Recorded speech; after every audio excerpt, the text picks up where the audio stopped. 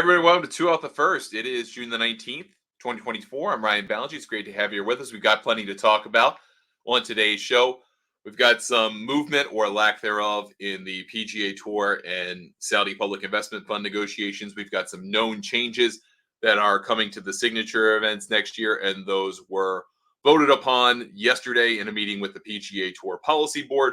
So we'll get to all of that today. Happy to take your questions on our live stream. Happy to answer them, whether you're watching us through Facebook, LinkedIn, Twitter/X, YouTube, Caffeine TV, wherever you're catching us today. We're happy to have you with us. Or if you're listening after the fact, you can catch us on your favorite podcasting platform of choice. All right. So, first thing of note, there is no deal between the PGA Tour and the Saudi Public Investment Fund that's been announced. There had been reporting out there from last week at the U.S. Open, courtesy of Alan Shipnuck, who is now writing for My Golf Spy these days, at least covering the U.S. Open and the Open for them. I don't know if day-to-day writing is, but he's covering it, the major championships on the men's side for them for the rest of the year. And he reported down in Pinehurst, hey, industry sources indicate there's a deal that's imminent. There could be an announcement made on Tuesday. And Tuesday came and went, and there was no announcement. And obviously, there have been some finger pointing back at Alan. I'm not pretending to know his reporting, and he's a guy who doesn't typically miss. And of course, there could have had a bad source, could have had someone who indicated negotiations were further along than they actually were. But Jay Monahan comes out today at the Travelers Championship. And because he is a Boston guy, I feel like he always kind of shows up to the Travelers either to see old friends or just kind of be back at home, so to speak. But he was at the tournament, obviously was at the policy board meeting where some other stuff happened that we'll talk about.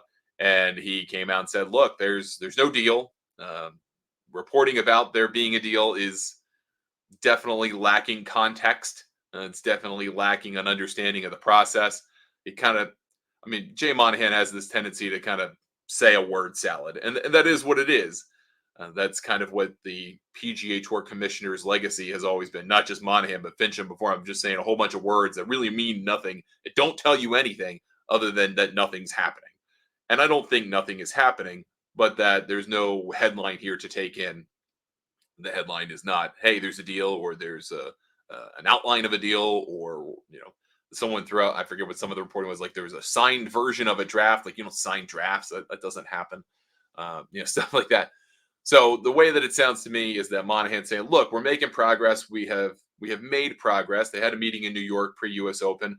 They've had this meeting here. The negotiations continue, but there is a complexity to this deal that is just not understood by probably people in my line of work, but also just people in general. And I think that's true. I mean, if you think about the volume of things, and we've talked about this on this show at different points in the last year and change, there's a lot that goes behind this deal, right? The PGA Tour has PGA Tour and its umbrella of tours. You've got all of that to figure out. How does LIV continue to exist, or does it not at all? What does that look like? How do you integrate the basically half dozen players on LIV who still have status? What do you do with the others who have none? What happens there? Is there any valuation to the LIV Golf League, to the LIV Golf teams, to the LIV Golf media deals?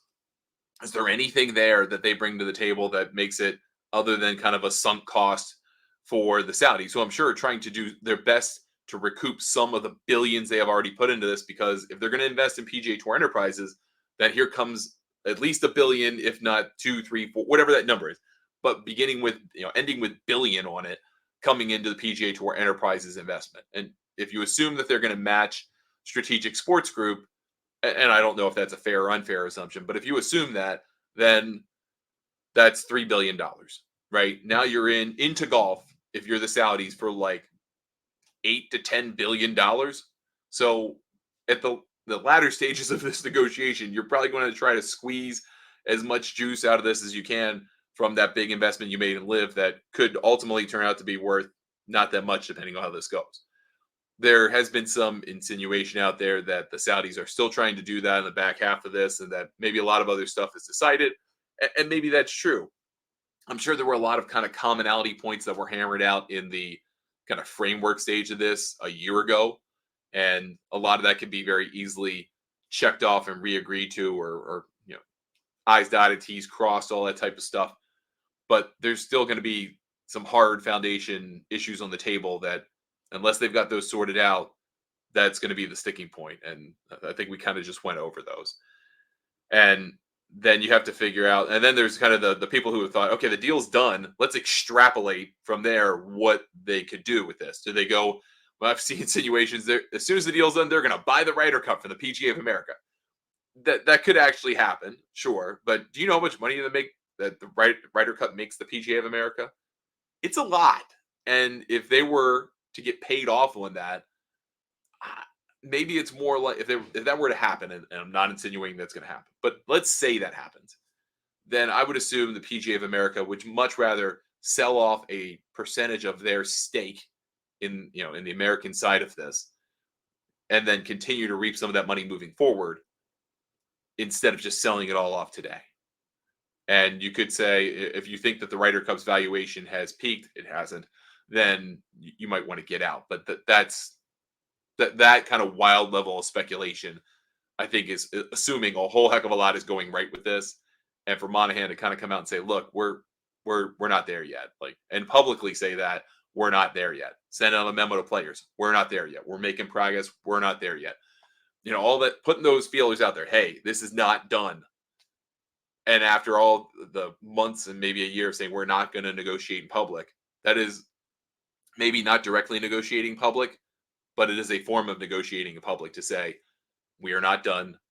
If you think this deal isn't as complex as it really is, you have a misunderstanding, those types of things. So I think the takeaway from here is there is no deal. It's probably going to be more complicated than the reporting suggested, that it would be done by Tuesday, or an announcement made Tuesday or Wednesday or whatever. It could take a while. And I know there's a lot of eye rolling and groaning on social media. Why is this still going on? Why is this continuing to happen? Why are we still talking about this? And fair point, right? But it sounds like the negotiations really didn't begin in earnest until March, February, January. Like, they basically took 6 months, didn't do much of anything.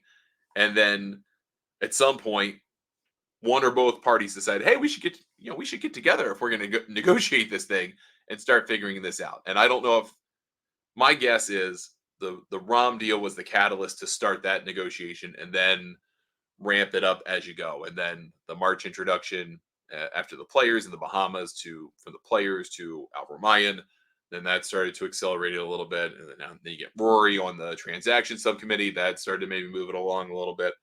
And now here you are. So this isn't a clean and dry, simple deal for these folks. And I'm sure there's still going to be pushback from players, from the kind of, I don't like, the mule term is funny, but it's not particularly respectful. The rank and file is not particularly respectful. The broad base of the membership is probably going, hey, what's in it for me? How am I going to get cut out of this? Are we welcoming these live guys? Are there going to be 50 more players on this tour now because all of them don't have exemptions on the PGA Tour? What is that going to look like? And am I going to get iced out of the big money? Because that transitions to our second topic. We're going into our third year of whatever you want to call these: signature events, designated events, elevated events. I feel like they've settled on signature events because that makes it sound not quite as obviously putting the other events on the schedule on a second or third tier. But the signature events are a relatively new phenomenon, right? This year, they had signature events with no cut except for the player or player's family hosted events, right? Tiger's, Jackson, Arnie's family. Those had cuts to the top 50 and ties. And I didn't see anything to suggest that a cut would or wouldn't be permanent. Maybe they're still studying that, or maybe I missed that entirely. But there are going to be some changes for next year that we do know as a result of the policy board vote last night, and then a memo out to players. And Sean Zach's been over this side of it. Rex Hogger's done a good job on the memo side of it. So, those guys are out there most weeks on tour. So to the stuff Sean reported on around the time of the U.S. Open, pre-U.S. Open, the board did approve a permanent exemption for Tiger Woods specifically to play in any signature event he wants moving forward. Any of them. He's in all of them. Whatever he wants, he's in it. And I find that very interesting because depending on how it's worded, and assuming it's just, hey, this is for Tiger Woods, that's a weird thing, right? The PGA Tour has never created an exemption for one specific player without creating a set of criteria that really only describe that player. So is that criteria going to be literally, hey, Tiger Woods? The exemption category is the Tiger Woods category. If you are named Tiger Woods, you are allowed to play. And if that's the case, I think that's kind of interesting because he's a 48-year-old man, right? He doesn't have many more years of professional golf. And yes, it would be great to have him play the signature events as they are spaced out and as he chooses to play them. But he could also take advantage of this well into the future. So maybe you is there a time limit on it? Is it until he's 55? This kind of stuff is like nerdy but interesting to me. All right, in concept, having Tiger invited to every signature event makes a world of sense, right? At least economically speaking. It takes a spot away from somebody, but I could live with that, especially in Tiger's case. But it also, at the same time, continues this over reliance on Tiger and this over reliance on him as a name draw that you just have to watch and that we have to have, and he's the needle mover, and it's stuff like that, and it delays the inevitable. And it feels like the third time, fourth time in the last decade that the PGA Tour has delayed the inevitable of Tiger Woods not being the number one draw anymore. And I think you could argue now he is not the number one draw, but then again, I saw him for 2 days at Pinehurst, and walking by people who were watching him for the first time, they talked about him in the way I heard people talk about him 20 years ago when I was attending tournaments in college and somehow got a credential to cover him. It's the same. It was the same, like, oh my God, that's Tiger Woods. I've never seen it like that. That guy's awesome. I can't believe I saw him. So he is still a huge draw. Scotty Scheffler's great. Rory's great. Probably the two biggest name draws in the PGA Tour right now, right? I don't think nothing against Xander or Colin or Victor or Patrick Cantlay. They're great players, but they're not. You're not buying a lot of tickets to go see those dudes play. You're going to go see Scotty and Rory, maybe Spieth. I mean, Spieth is a draw, quite a draw, and then Tiger if he's coming to your town.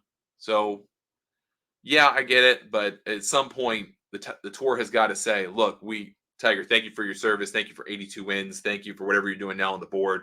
All that type of stuff. Making us a ton of money. Making all of us a ton of money. But we need to move on. And you, by hook or by crook, need to be a more ceremonial player. And that be the end of it. And ripping that Band-Aid off is going to be extremely difficult for golf, for the tour, for everyone involved. But that day is going to come eventually. And having this lifetime exemption out there for him to potentially really just play Genesis, Bay Hill, and Memorial. Is he going to go play Travelers? Is he going to go play in Hilton Head? Or is that what the expectation is? Because he has said explicitly, hey, if I'm healthy, I could play once a month. And even then, he looks exhausted. So if he's playing once a month, you're looking at February, that event, right? You're looking at Bay Hill, but not the Players, I guess. And then you're looking at the Masters in April, the PGA in May. Maybe you get him for Memorial, so you're asking him to play 2 a month. That's a difference, and then that's it. So maybe you get him, and then obviously you're going to try and get him to play the U.S. Open if he wants to take those exemptions. And he's been kind of sullen about that since missing the cut at Pinehurst. And then he obviously is going to play the Open because that's the one he thinks he can win at nearly age 60. So that's his schedule, right? Like the once a month stuff, it works except really for June/May, like that. He's going to play 3 times between May and June, I suppose, if he plays Memorial. I mean, on one hand, I'm fine with the other. It's like, all right, can we move on from this? It's time to move on from this. So there's that. Then the other thing that's going to happen in the signature events is they are going to have a minimum 72-player field next year, and there will be an alternate list to make sure that anyone who pulls out gets replaced in the field. Because now we have, with McIlroy not playing, we had 72 players, 36 groups of 2, very easy, nice flow to it. Well, now that McIlroy's out, Chris Goddard is going to play by himself. for 2 days, and then someone else is going to play by themselves on Saturday and Sunday, depending on scoring. And they're going to go out first, and they're going to get to play in like 2.5 hours. And on one hand, that's great for Chris Gotterup to have gotten broken through on the PGA Tour, gets his opportunity to be in a signature event, makes him guaranteed good money. You're basically getting 50K no matter what, more or less. But you're going to play by yourself for 2 days. How does that feel important or special to be out there? All right, Chris, get on out there. We'll put you on the clock. See how fast you can go. Good luck, buddy. I don't think that's it either. So everybody should have a pairing partner. There should be a minimum field. I would like to see it closer to 78 players than 72 players.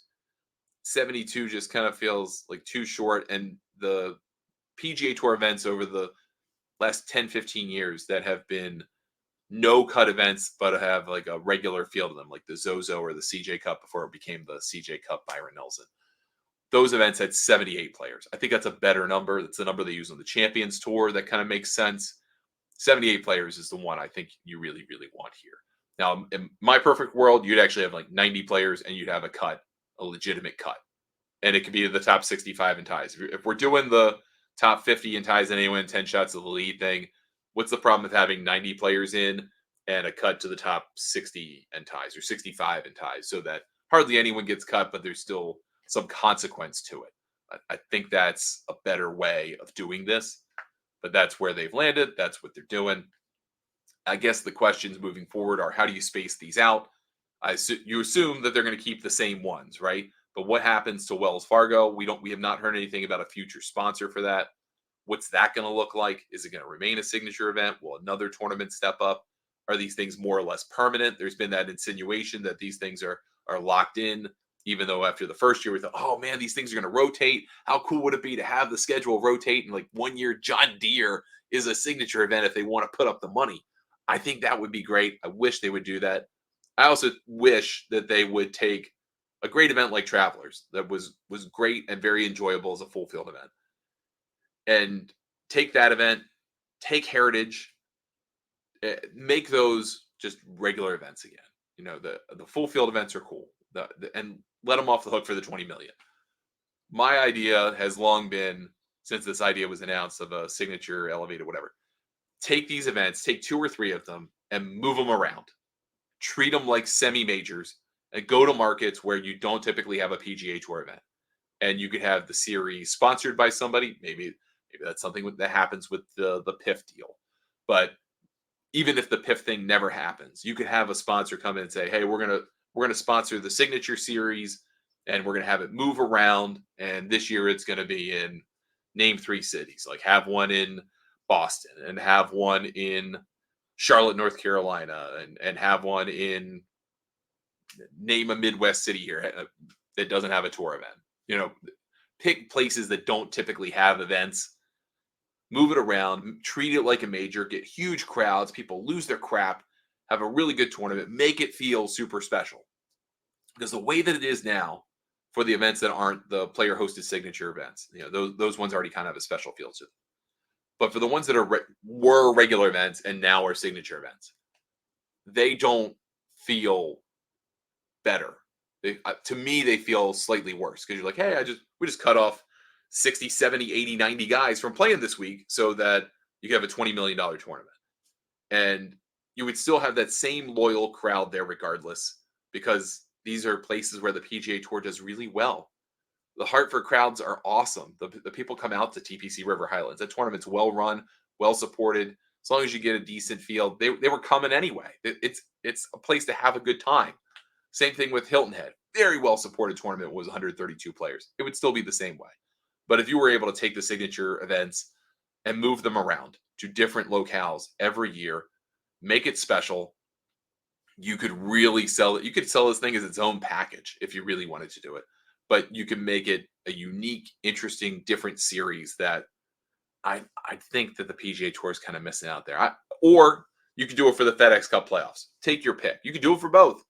I feel like the tour tries so hard to kind of root itself in places. And the thing I think that makes, outside of the Masters, the major special is Pinehurst just had the U.S. Open. And then I'll tell you a quick story. So I was in Costco today with my wife. She's off today. And we went to go pick up contact lenses. And a gentleman saw the shirt I have on, which is the US Open t-shirt I bought. And he said, "That's a really great shirt. Did you go?" And we talked about it for a few minutes.